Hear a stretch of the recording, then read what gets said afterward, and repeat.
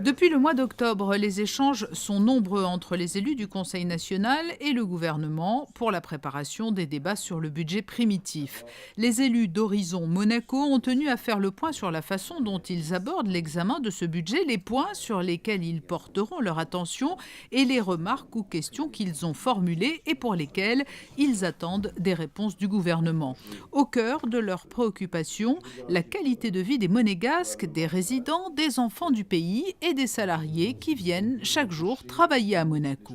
La qualité de vie, c'est un ensemble de choses. Ça concerne les relations sociales, ça concerne les chantiers, la circulation. On a relancé l'idée d'une table ronde de la circulation où toutes les pistes doivent être étudiées, mais également les désordres qu'il y a au jardin d'Apolline pour nos compatriotes, la possibilité peut-être de faire une attribution particulière pour une trentaine de familles, parce qu'il faut refaire cet immeuble qui est aujourd'hui, qui porte des marques de nuisance pour eux.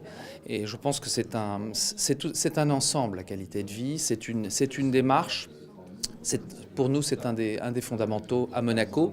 Il y a également dans la qualité de vie la sécurité, puisque on demande qu'il y ait des effectifs supplémentaires pour la sécurité, les rénovations de l'immeuble de la rue Notary, avec également des idées pour pouvoir le mettre ailleurs et pour faire un vrai headquarter, je dirais, pour la sûreté publique. Donc vous voyez beaucoup d'idées d'Horizon Monaco dans le cadre de ces séances privées et maintenant la semaine prochaine dans le cadre de ces séances publiques. Parce que l'examen du budget primitif reste l'un des moments politiques clés de l'année, les élus Horizon Monaco se disent être vigilants aux dépenses d'intervention publique et proposent la création d'un fonds de retraite pour les fonctionnaires. Il faut savoir qu'aujourd'hui, c'est une retraite.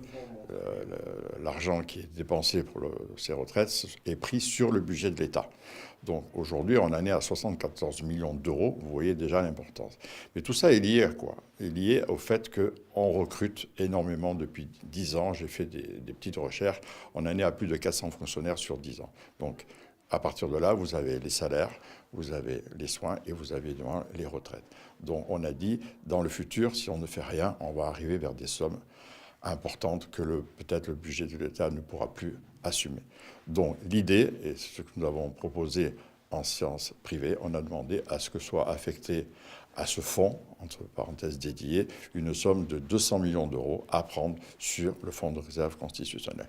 Et à partir de là, avec une personne qui sera dédiée à cette fonction, pouvoir voir comment on peut alimenter ce fonds et comment il peut lui prospérer pour assumer la retraite des fonctionnaires. À la faveur des débats sur le budget primitif, toujours, Horizon Monaco a également fait part de son souhait de voir nommer une déléguée pour les droits des femmes qui puisse faire l'interface entre le gouvernement, les différents départements et le secteur privé.